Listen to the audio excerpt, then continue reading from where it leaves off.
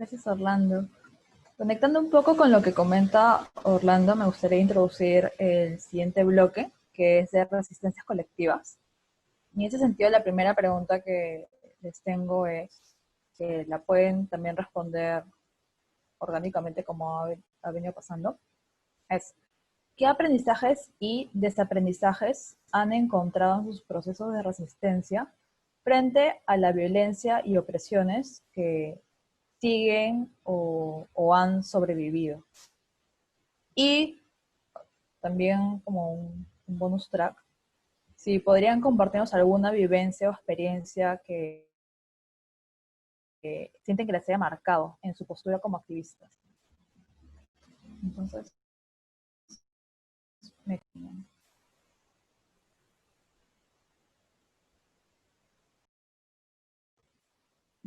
¿Alguien quiere empezar? Así, casual. De Arturo.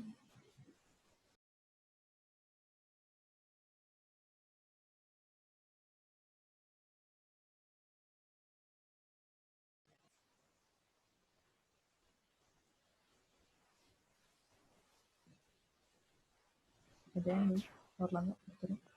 Ya, yo puedo responder o conversar respecto a esa pregunta. A ver, yo creo que una de las experiencias más difíciles que ya me ha tocado atravesar cuando he estado dentro del feminismo es el, el llamado sororómetro, ¿no? O el feministómetro. ¿Cuán sorora puedes ser tú como feminista o cuán feminista puedes ser tú? Creo que apela mucho a las capacidades que tenemos como personas, pero también a cómo hemos interiorizado ese mandato de suficiencia, ¿no? Y de competitividad. Y justo algo que mencionaba me parece Belén, que era este deseo de alguna manera de protagonismo, ¿no? Que viene muy vinculado a estructuras pues definitivamente neoliberales, ¿no? Eh, entonces eso es una de las experiencias que me ha marcado mucho y cómo también en el proceso, aunque a veces cuesta visibilizarlo, he tratado de hacerlo, ¿no? Porque incluso ahora último lo viví, ¿no? Pero también ante la reacción que una persona puede de pronto sentir cuando tú le dices que evidencias esas actitudes en sus formas de decir las cosas, también retroceder y pedir disculpas, ¿no? Porque de pronto las personas no están preparadas para escuchar eso, ¿no? Entonces, sí es bien importante nuevamente, ¿no? Esta cuestión de la entrada y la salida, ¿no? Yo entro diciéndote algo, pero si hay una reacción muy fuerte en ti, evidentemente daré un paso atrás y saldré y pediré disculpas y diré como, bueno, ya lo dejé, ¿no? En algún momento entré, pero ahora me retiro para que te quedes de alguna manera con eso y de pronto lo puedas conversar. Eh, y justamente en alianza a estándares muy asimilados sistémicos, creo que otra de las experiencias que me ha tocado vivir y que me ha tocado vivir con llanto, no con cólera, con llanto y con mucho dolor, es la denuncia, ¿no? La denuncia a una persona muy querida por mí y cómo la comunidad activista de alguna manera aleja, ¿no? Destierra a esta persona, ¿no? Que de alguna manera también puede mostrar arrepentimiento, reconocimiento de sus acciones, que definitivamente todas nuestras acciones y todas nuestras palabras sean con un muy buen tono de voz o con un tono de rabia, conllevan responsabilidad también, ¿no? Entonces, yo sí hago una reflexión sobre eso porque me pongo a pensar y vuelvo a mí, desde la colectividad, a mis propias experiencias de violencia, ¿no? A las violencias que han ejercido sobre mi mente, sobre mi cuerpo, pero también a las violencias que yo he ejercido porque he asimilado a la violencia a tal nivel de naturalizarla, ¿no? Entonces, ¿qué pasa cuando hay arrepentimiento y deseo de reconocimiento y de reconciliación, ¿no?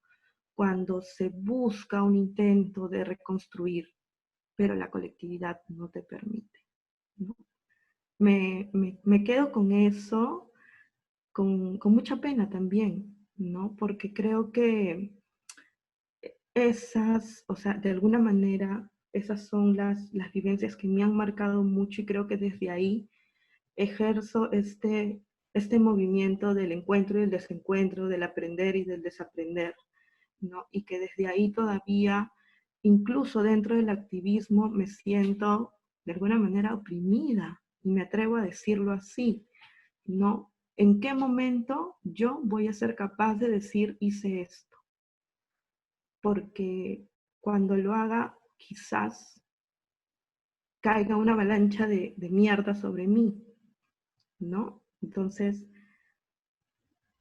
veamos qué estamos construyendo y cómo estamos transitando el camino. Gracias. Gracias, Luz, por compartirnos eso. Súper valioso, en verdad, también reconocernos, ¿no? Porque claro, nadie está de ejercer opresión, sobre todo cuando hemos vivido en un sistema que las reproduce constantemente. ¿Alguna otra ponente quiera como responder un poco la pregunta de aprendizajes o desaprendizajes frente a la violencia?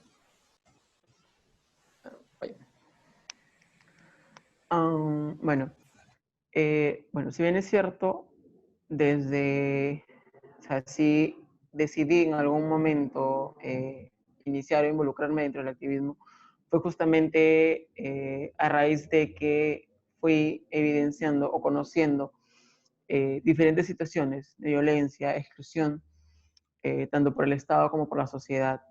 O sea, entonces, dentro de eso, vi también la oportunidad, frente a eso, perdón, vi la oportunidad de buscar un cambio, ¿no? O sea, incluirme dentro de, o buscar espacios donde de pronto pueda empezarse a trabajar este cambio.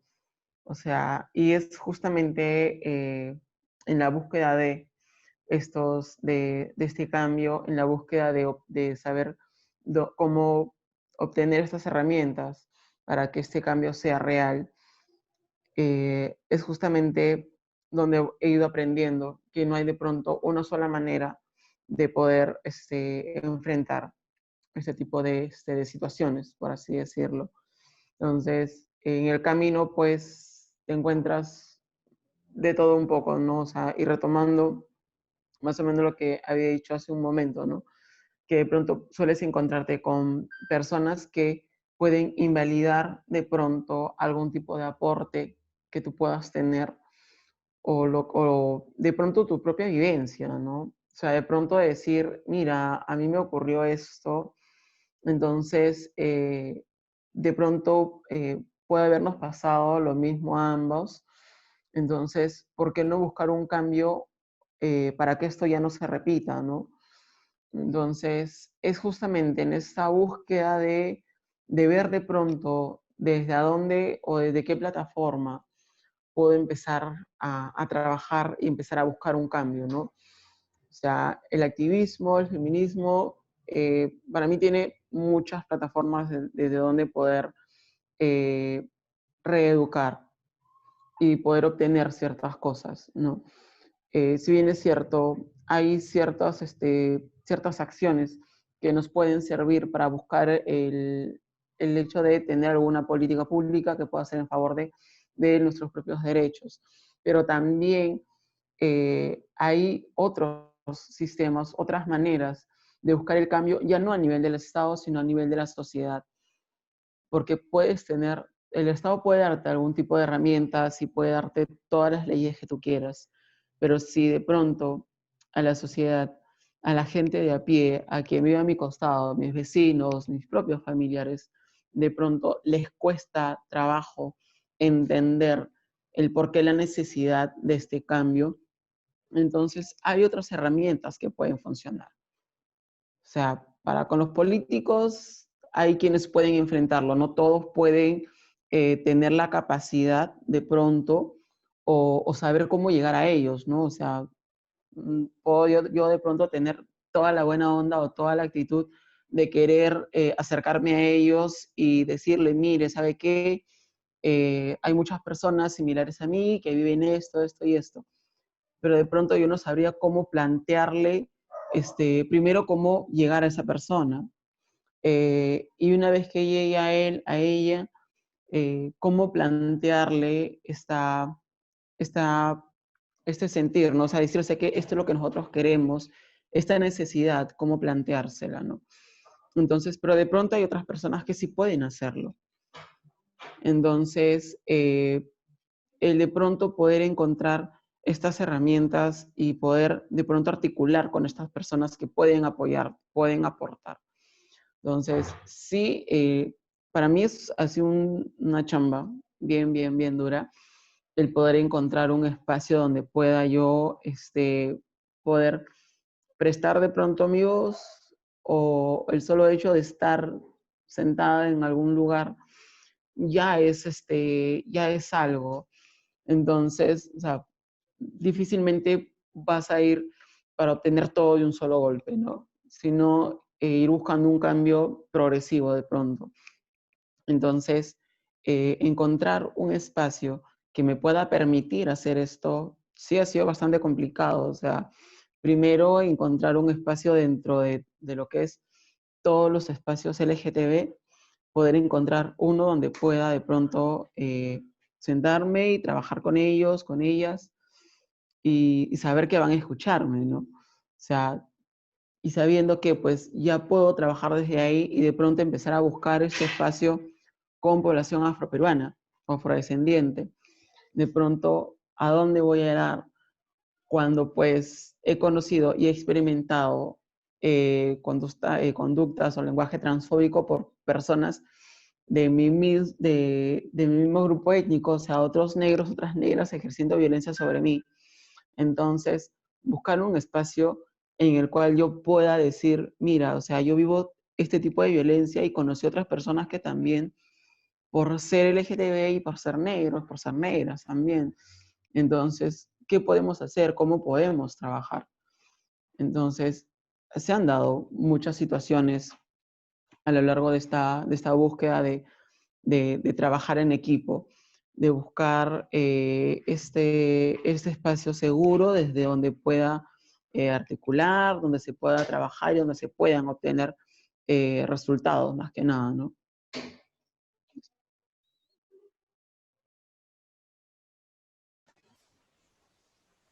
Gracias, Belén. Un poco de sus reflexiones, de repente.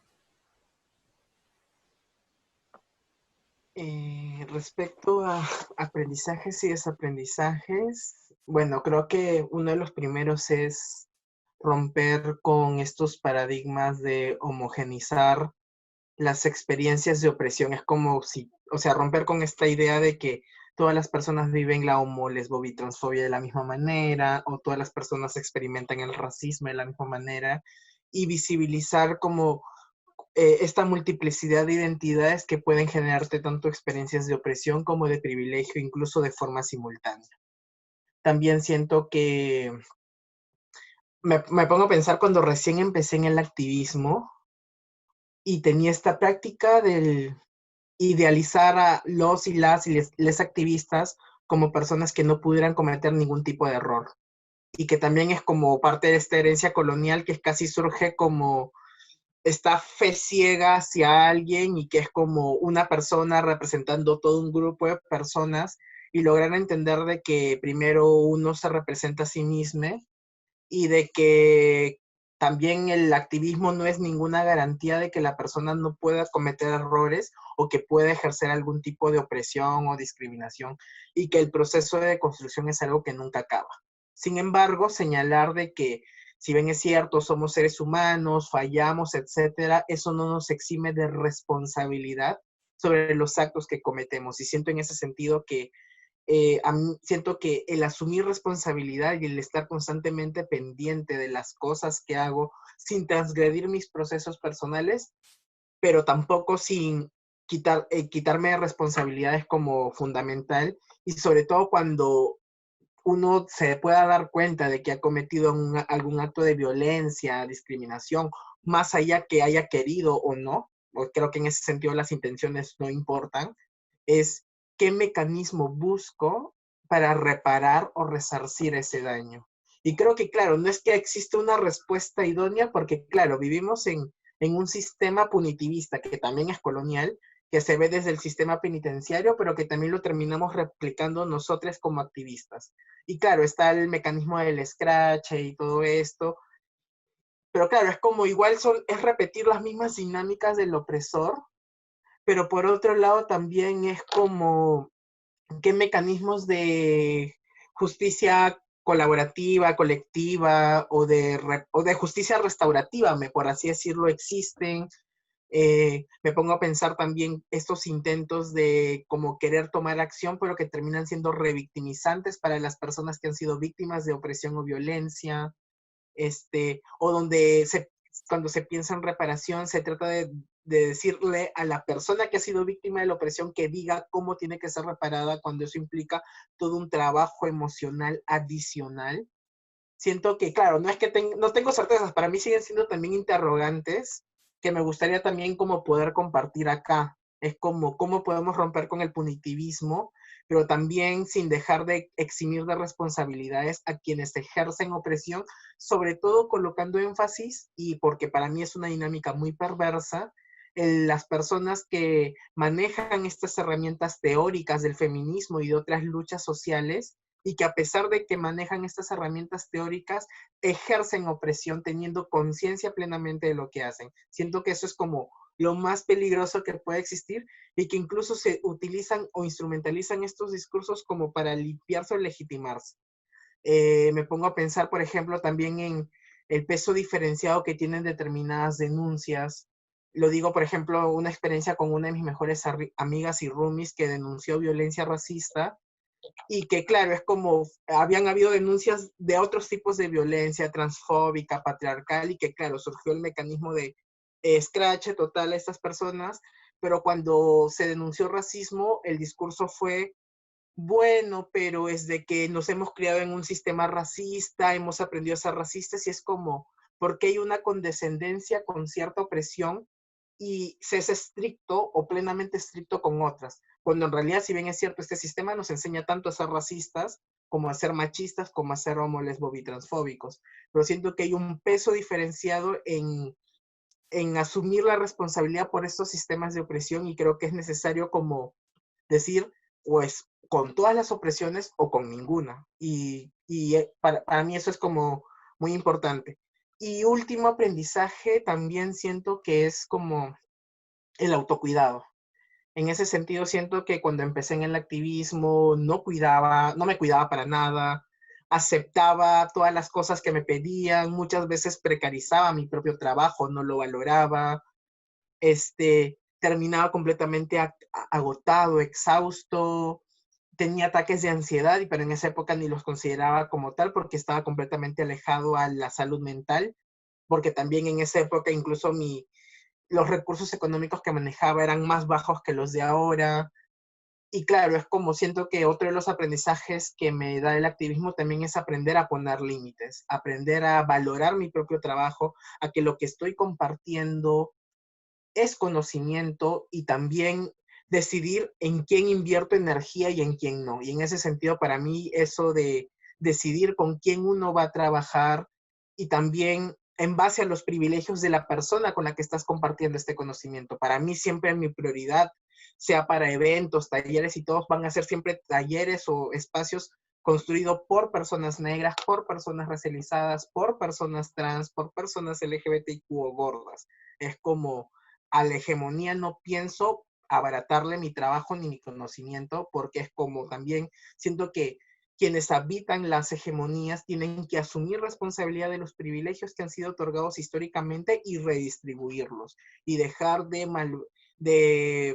malbaratar o de desmerecer el trabajo que hace el activismo. Y también desde esta disociación que existe como el activismo y la academia como si fueran por distintos lados, cuando deberían de poder cruzarse porque se alimentan uno del otro, pero desde esta óptica colonial, cuando pasa por el filtro académico, termina teniendo más valor que cuando tiene el filtro comunitario de activismo.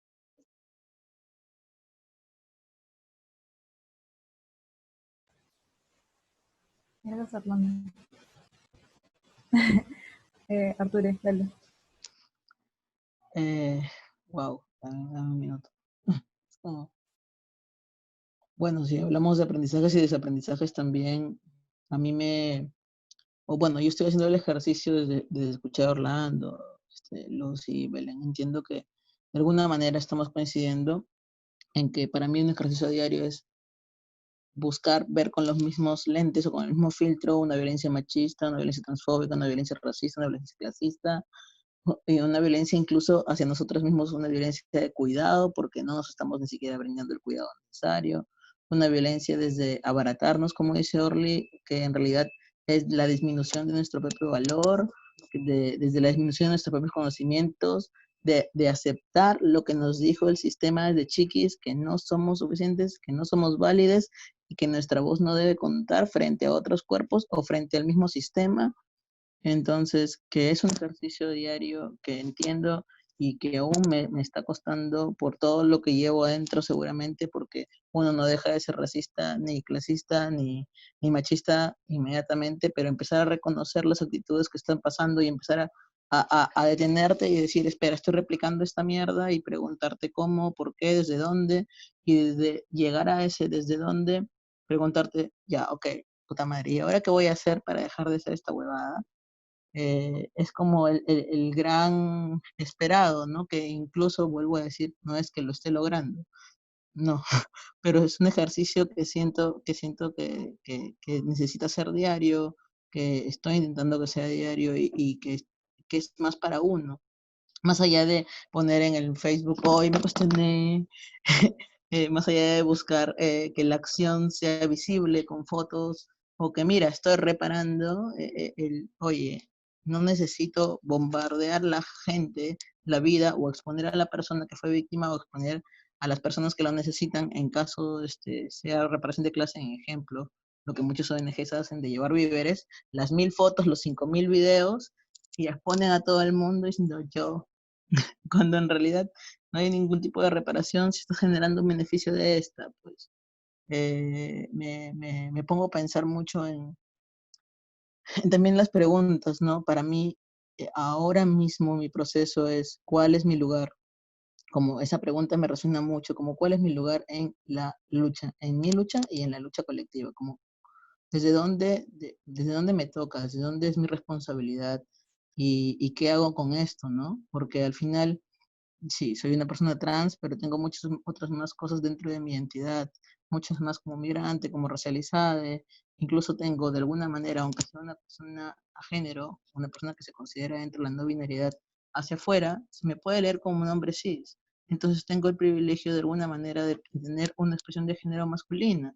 Entonces, ¿cuál es mi lugar realmente dentro de qué lucha y desde quiénes, ¿no? Frente a quiénes. Es un aprendizaje que es necesario, que no es fácil, pues porque va a doler. Lo que nos han metido dentro desde chiquis, nos lo han metido muy bien y nos lo han hecho aprender como innato. La sentencia social no es solo la de afuera, es la que uno mismo está replicando todos los días al verse al espejo, al no querer seguir, que es válido también, porque estás cansada, pues, y desgasta. Y a veces yo solo quiero estar hecha bolita, llorar en mi cama, Y pasan días y digo, puta madre, no estoy siendo suficiente. Y mi luna en Virgo dice, no estás haciendo de mierda. Y mi Capri está como, ya ves, para eso.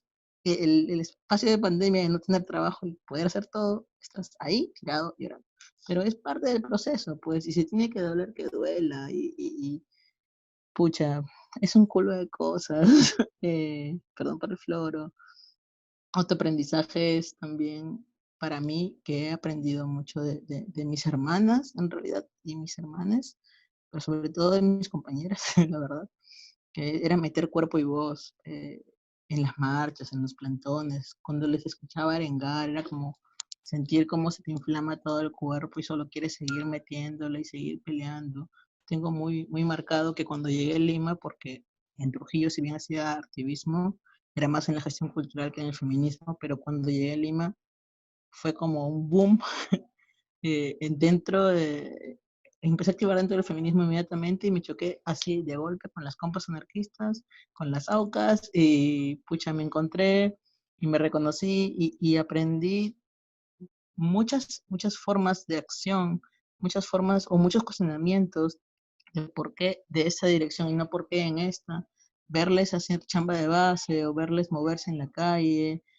Aprendí desde la admiración también de sus luchas, de sus formas de acción, desde su acción en calle y querer salir a gritar y a quemarlo todo, o salir a reunirnos en una asamblea, en un parque, o sea, he aprendido desde esa mirada, ¿no? Desde ese grito, desde ese hartazgo también y desde ese abrazo final de ya nos vamos, si estés bien, confirma que llegaste a casa. Si bien escuché a Ale que decía que si nos acordábamos de algo, lo dijéramos como algo que me ha marcado es el día que asesinaron a Avi, ¿no? Que nos movimos todas, todos los que pudieron y nos encontramos en el Parque Washington. Fue un día horrible, fuerte, doloroso, pero sentí, o sea, yo particularmente pude sentir como una marea enardecida, cómo movimos todo, paramos el tráfico, embarramos de pintura roja el Poder Judicial y por mucho dolor y hartazgo y cansancio, no me sentía sola. Y sabía que quien estaba a mi lado y quienes estaban parando los carros, aunque nos metan claxon, tampoco porque éramos una sola fuerza. Y desde ahí el meter el cuerpo y la voz lo tengo como muy presente y como una responsabilidad también. Así que como por el otro lado, tejer redes, ¿no? Desde lo comunitario, que sí hice un poco más en Trujillo, tejer redes, acercarte, ser parte de lo que quieres transformar, ¿no? Si es un barrio, conversar con quiénes son los actores sociales en el barrio, cuál es tu lugar dentro del mismo barrio.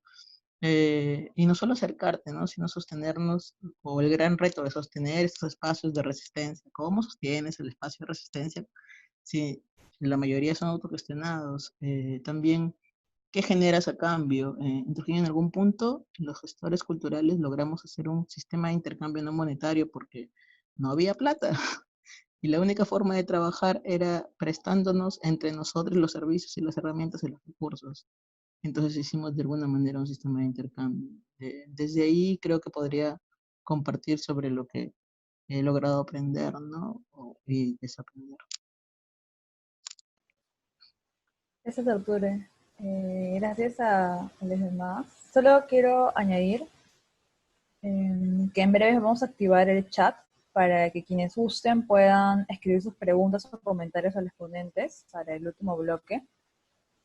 Y bueno, con eso quisiera cerrar este bloque con la siguiente pregunta, que es, ¿qué papel creen que juega su entidad colectiva como activistas en alguna organización o independiente en su proceso de lucha y resistencia?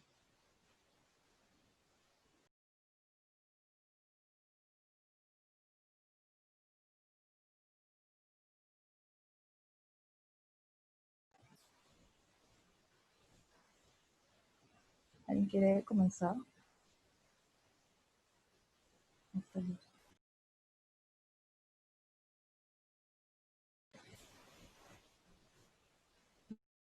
¿Te gustaría responder primero? Ya, está bien. Ya. Em, como ustedes nos mandaron las preguntas antes, yo hice el intento por responder esa pregunta. Y bueno, no quiero desviarme como lo que escribí es bastante, me representa bastante, lo voy a leer, ¿ya? Al menos las dos primeras líneas.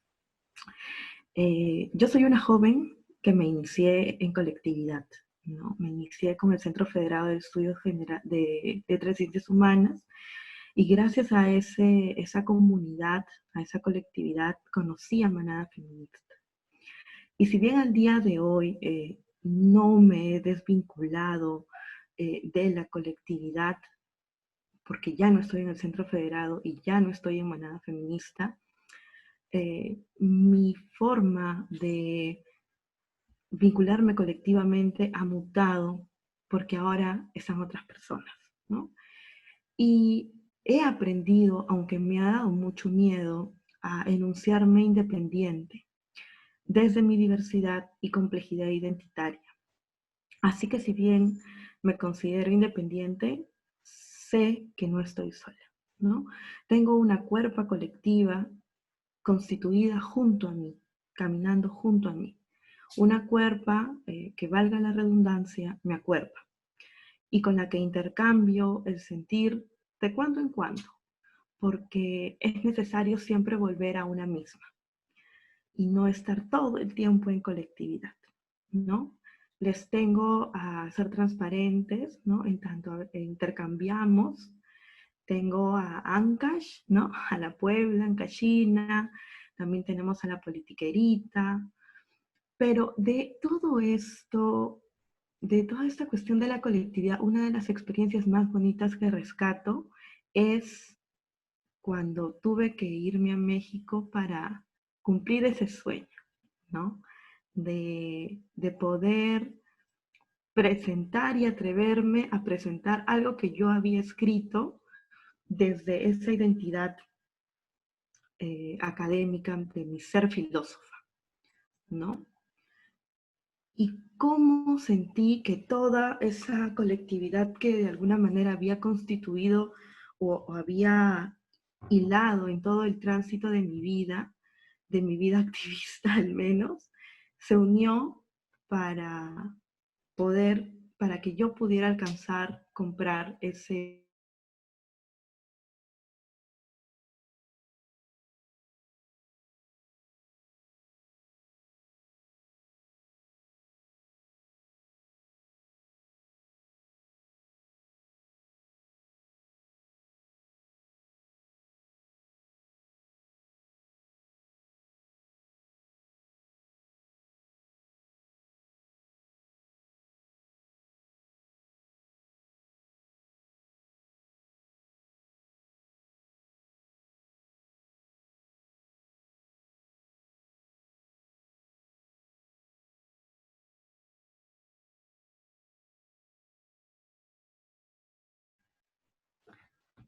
Hola, Hola, está con caritas. Dale. ¿Te colgaste? ¿Sigues ahí? Hola. Oli. No, está prendido. Se te escucha. Sí, se te escucha. Luz. Hola. Luz, se te escucha.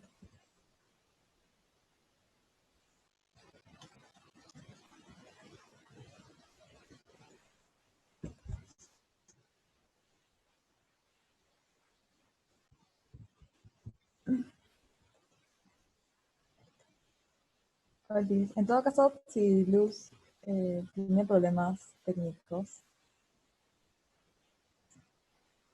podemos pasar a otra persona que quiera compartir sus reflexiones.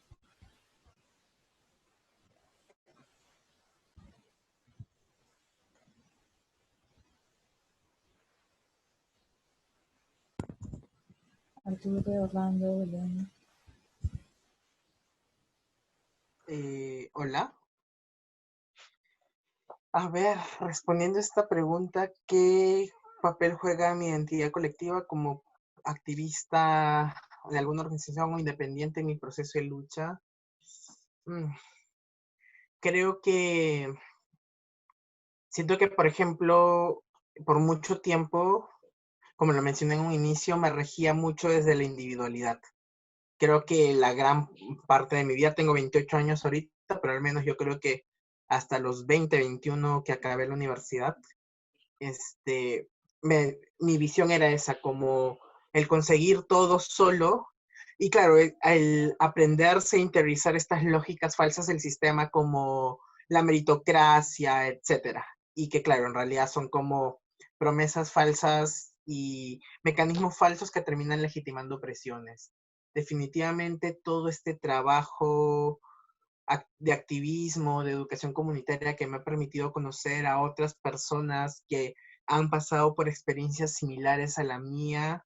Primero me han hecho entender como parte de un todo, como parte de toda una estructura de un cuerpo, también como parte del sueño de nuestros ancestros y ancestras que nos soñaron en libertad y que lucharon de forma desinteresada, incluso viendo la vida más allá de la que ellos y ellas iban a vivir, sino ver la vida como y incluso concebir un amor tan desinteresado en pensarnos en libertad y sobre todo pensar un futuro para nosotros. Siento de que eso a mí me inspira mucho, sobre todo porque gran parte de ellas no han logrado ver en su vida estos sueños, pero que igual, ahora al menos de a poco los vamos viviendo y que igual quienes estamos ahora vamos a ser ancestros, ancestras y ancestras de quienes vienen, y es como pensar también la vida más allá del ciclo que experimentamos al nivel individual, sino también qué mundo estamos dejando para quienes vienen después. Y creo que en ese sentido también el reconectarme con mi espiritualidad desde una perspectiva de colonial, el ver la vida más allá de esta etapa física, sino ver también la vida como una muerte constante, pero también como una transformación constante a algo nuevo, algo mejor, es a mí lo que me motiva muchísimo. Apuesto y creo mucho en esta lucha, tanto individual como colectiva, de seguir apostando por un mundo que sea más habitable para todas, para todos y para todos. También viendo la sanación como una forma de lucha, una forma de reivindicación y una forma de amor propio. El reconocer estas heridas, este dolor que se nos ha infligido, asumiendo que no tenemos la culpa del mismo, pero que igual habita en nuestra memoria celular, como este término que se llama la epigenética, que es la transmisión del dolor. Venimos de un proceso de dolor constante, violento, generacional. El trauma racial está presente en las cuerpos racializadas. Las violencias que originadas a través del mestizaje, a través de estas violaciones de hombres blancos a mujeres negras, a mujeres indígenas, está en nuestra sangre, y es también como nuestro trabajo colectivo también nos va sirviendo para sanar esas heridas y para poder construir un mundo donde no tengamos que estar disputando nuestra humanidad. Porque también siento de que el mundo como está construido ahora se pensó en términos coloniales y capitalistas para las personas blancas, para las personas heterosexuales, para las personas cisgénero. Entonces es cómo replanteamos nuevas formas de vivir, de pensar, de desear, de cuidar, que hagan que todos podamos sobrevivir y que no existe este exterminio, este genocidio hacia ciertas identidades. Y en ese sentido, adopto mucho esto del este emblema de Black Lives Matter, las vidas negras importan, al igual que las vidas de las personas indígenas, las vidas trans, las vidas lésbicas, maricas, y una forma de demostrar que te importan es estar pendiente de su bienestar y de que puedan existir en un futuro. Entonces, para mí siento que el entender la lucha más de la individualidad, sino desde la colectividad, me ha ayudado a eso y me ayuda, me inspira incluso en los momentos en los que estoy extremadamente agotado, dolido, donde el dolor incluso se somatiza, que duelen múltiples partes del cuerpo, que las emociones se corporalizan, y es una forma de seguir impulsándome, seguir trabajando, seguir conectándome con mi centro, volver a mí mismo cuando es necesario, tomarme estos exilios o distanciamientos para recargarme de energía, abrazar mi fortaleza, pero también abrazar mi cansancio y seguir luchando colectivamente y compartiendo conocimientos, aprendizajes desde la educación comunitaria para que puedan servir, para que otras personas puedan movilizarse al respecto. Eso para mí como es lo principal.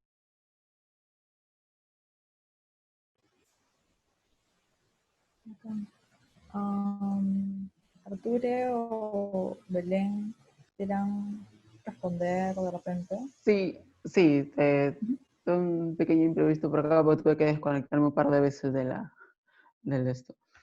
reunión. Sorry por eso.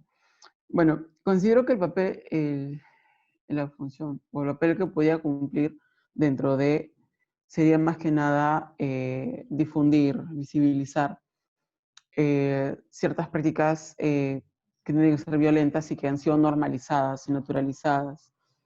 Entonces, pero al mismo tiempo de poder de pronto enseñarle a alguien o hacerle ver para que cuando está pasando por una situación de violencia, ya sea racista, sea machista, sea homolésbico, transfóbica o lo que fuere, al mismo tiempo que te hago ver de pronto que estás siendo víctima de violencia, porque como es una conducta una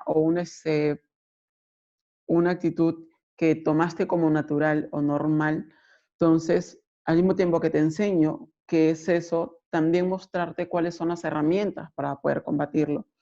Entonces, cuáles son los mecanismos que puedes utilizar justamente para contrarrestar este tipo de problemas. Entonces, al igual que esto, es de pronto poder contribuir con lo mucho o poco que pueda ir aprendiendo eh, desde la preparación que puede venir desde la academia o simples vivencias también. Entonces, todo este tipo de aprendizajes que puedan contribuir para justamente ir buscando este cambio, tanto a nivel de sociedad y a nivel de cualquier persona que pueda tener a mi lado, que pueda vivir situaciones similares, entonces considero yo que es un aporte muy valioso, sea por mi parte o sea de cualquier otra persona. Cualquier tipo de aporte, por más mínimo que pueda parecer, considero que es valioso y sí considero que pues es algo que sí bueno, se debe valorar bastante más que nada. Gracias, Belén. Arturo, ¿tú quisieras complementar o compartir tu reflexión? Oli. Eh, bueno, yo en realidad creo que el papel que se juega es desde el cuestionarnos qué recursos y qué lugares y qué espacios estoy colectivizando, cuáles no, cuál es mi lugar nuevamente, lo voy a repetir porque estoy en ese cuestionamiento, cuál es mi lugar en este momento, en esta lucha, en este espacio y desde dónde estoy aportando. También creo, otra pregunta esencial sería, ¿qué estoy consumiendo? Y lo digo en varios aspectos, me refiero a qué estoy consumiendo virtualmente, qué significa que yo consuma esto, también qué estoy consumiendo en comprar, en ya sea víveres o lo que fuere, ropa, lo que fuere. ¿Hacia dónde voy a comprar? ¿A enriquecer las grandes empresas que avalan el capital? ¿O me voy a las compañeros que están autogestionándose? ¿Y de qué tipo de formas, no? A dónde voy a comprar o lo que estoy consumiendo, sean ONGs que dicen estar haciendo algo o sean empresas que dicen estar apoyando, son un cambio de logo por el mes del orgullo, son unas banderas de colores o un hashtag que esconden en realidad movimientos de campaña o qué, o son realmente grupos, espacios que están en aprendizaje, que están cuestionándose cosas o que son realmente grupos y espacios que replican violencia machista, que replican violencia racista, que replican violencia clasista. ¿Hacia dónde me estoy acercando? ¿Y de qué forma? Entonces, el revisar sobre todo este contexto, que podemos tomarnos el tiempo de qué estoy haciendo y desde dónde y por dónde y para qué, revisarnos. Desde ahí creo que el papel que jugamos desde la colectividad también viene de nuestras propias acciones, ¿no? Yo personalmente en colectivizar saberes y aprender de los saberes de otras personas, creo que arranca el mío, ¿no? Aparte de preguntarme de dónde es mi lugar, porque el aprendizaje de la experiencia de otras y de otras compañeras y de otros compañeros es invaluable y es invalidado. Entonces, nada, desde ahí.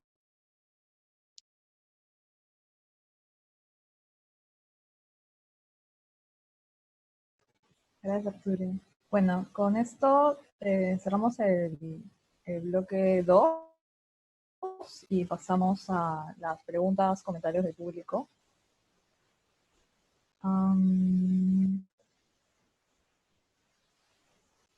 Ya, a ver. Acá hay una pregunta.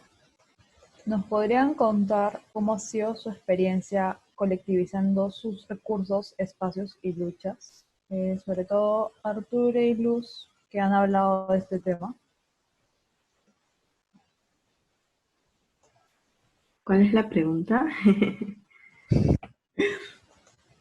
Si nos podrían contar cómo ha sido tu experiencia colectivizando tus recursos, espacios y luchas. Lo voy a poner en el chat igual.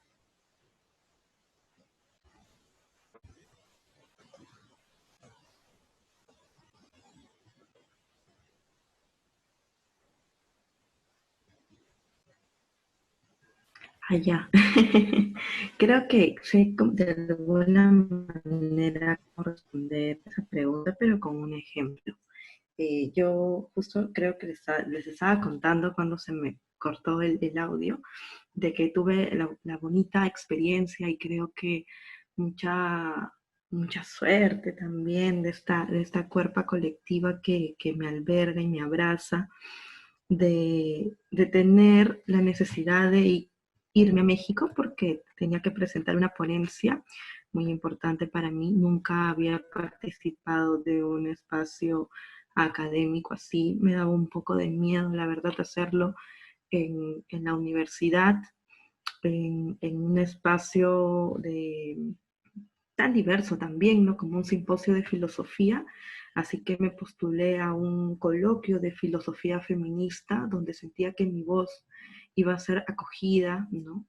Aunque también tuve una experiencia de cuestionamiento que fue bastante interesante, pero no quise atreverme a apostar por un espacio que creía que de alguna manera iba a ser hostil para mí, y sentí todo este acuerpamiento, ¿no? De la colectividad, apostando todos sus recursos para que de alguna manera mi forma de resistir a la academia se viera legitimado, ¿no? Entonces, eh, yo creo que mi experiencia colectivizando mis espacios de luz, mis espacios, mis luchas, ¿no? Mis recursos se da por ahí también, ¿no? Por el acompañamiento, por el intercambio, ¿no? Y cuando yo recibí estos mensajes tan lindos, de verdad que no entiendo cómo pude juntar tanto dinero para poder hacer este sueño realidad, porque de verdad creo que comenzamos haciendo una rifa con 5 premios y terminó siendo una rifa de 20 premios, porque las personas me escribían y me decían que si me podían dar algo para la rifa, ¿no? Incluso una chica con la que yo salía, que ahora tenía una empresa con su nueva novia, me escribieron diciéndome que me donaban algo, ¿no? Entonces a mí eso me pareció fenomenal, ¿no? O sea, imagínate, mi Luz de 15 años jamás imaginó tener una experiencia semejante, ¿no? Una experiencia tan armónica, incluso en la vinculación que puedes tener con una persona con la que te relacionaste sexoafectivamente, ¿no? Y la colectividad activista y feminista eso es lo que me ha permitido posibilidad, amplitud, apertura, horizonte, vida.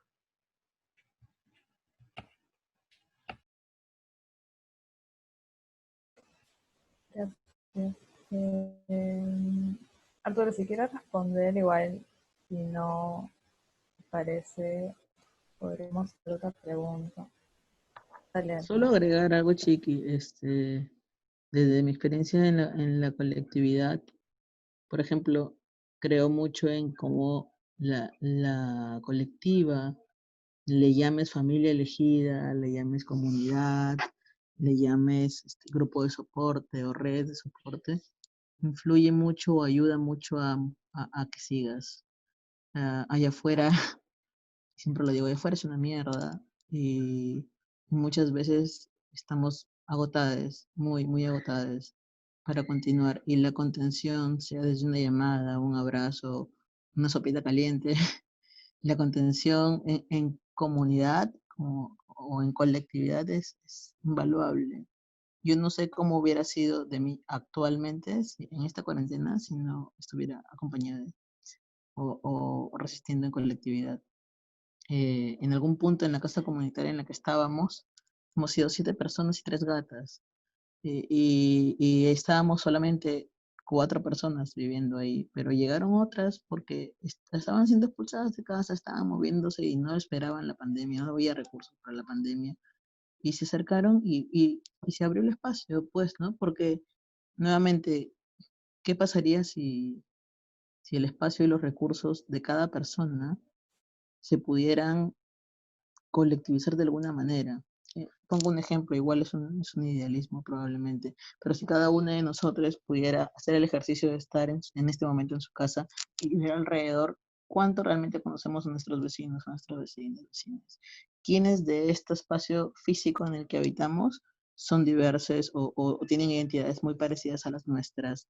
Entiendo igual que para muchos de nosotros puede ser un peligro inmediato salir y tocar la puerta al vecino. Lo sé porque lo vivo, porque también nos ha tocado muchas veces este tipo de violencias en el barrio, pero si logramos mapear o acercarnos de alguna manera desde esas bases a compañeros, compañeras, compañeros, por mucho que no abramos nuestras casas, colectivizando recursos y acercándonos a ser un apoyo de alguna manera, ya generaría esta comunidad, ¿no? Ya generaría esta red. Y creo mucho en cómo te salva la vida, porque la ansiedad te abraza y vais. Y no es solo que te duele el corazón, te duele el cuerpo, te pesa, te inhabilita muchas veces y es mucho más natural de lo que de algunos creen, ¿no? La salud mental es un privilegio también, e incluso las mismas formas de obtener ayuda. El mismo hecho de tener una red de apoyo es un privilegio. Y empezar a cuestionarnos eso, ¿no? Hasta dónde en mis plataformas virtuales o físicas soy una red de apoyo para otra persona o soy parte de alguien que puede considerar llamar en una emergencia. Igual entiendo que pues es muy idealista, pero sería como muy chévere llegar a un punto lo más cercano posible a eso. Y bueno, en Trujillo, en Trujillo como gestores culturales hacíamos un ejercicio cada mes que le decíamos el AINI, que era que cada uno de nosotros nos juntábamos para la reunión de gestores culturales llevando algo de su casa, sea comida o algo que no se esté utilizando en casa. Algunos llevaban un banco, otros llevaban un mouse, otros llevaban 1 kilo de arroz, 3 kilos de papa. Llegábamos y nos sentábamos, dejábamos todo en el centro y nos poníamos a hacer la reunión. Quien esté en el grupo o conozca a alguien que necesitaba ese artículo o esa papa o ese atún o lo que sea que esté ahí, lo cogía y se lo llevaba con la conciencia de saber que no estaba acaparando, sino colectivizando. Si hiciéramos ese ejercicio de alguna manera, entiendo que otras serían las formas, ¿no? Y otros serían los cuestionamientos y los efectos dentro de este sistema, porque el sistema sabe que lo estamos derrumbando, pero por eso nos oprimen más, por eso sacan a los militares a la calle, por eso refuerzan. Y yo entiendo que es una pandemia, una emergencia sanitaria, pero creo que el virus con el que más luchamos es el virus del egoísmo, del individualismo, del voltear y no encontrar a nadie más, incluso cuando te están golpeando al frente de esas personas, ¿no? Como saber o hacerte saber que estás solo, cuando no lo estamos realmente.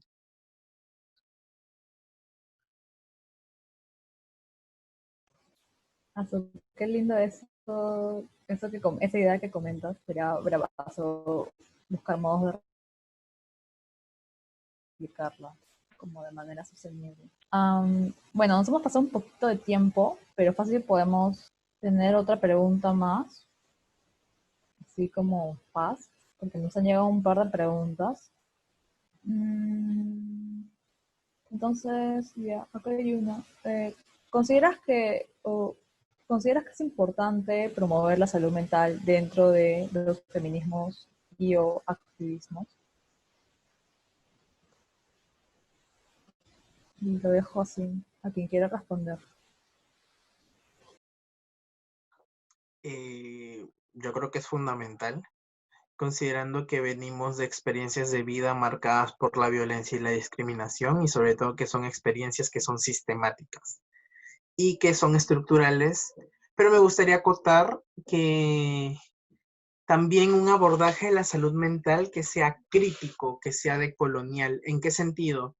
Me pongo a pensar en que la formación de, por ejemplo, muchos psicólogos, psicólogas, psicólogues, como que asignan la responsabilidad como la superación de los problemas a uno mismo, desde esta lógica de tú puedes, todo está en tu mente, desconociendo las estructuras de opresión que operan, desconociendo el racismo, desconociendo el machismo, la homolesbobitransfobia, entre otros sistemas de opresión, la gordofobia, etcétera. Entonces, ¿qué tan tóxico puede ser, por ejemplo, de por sí ir a acceder a los servicios de salud mental?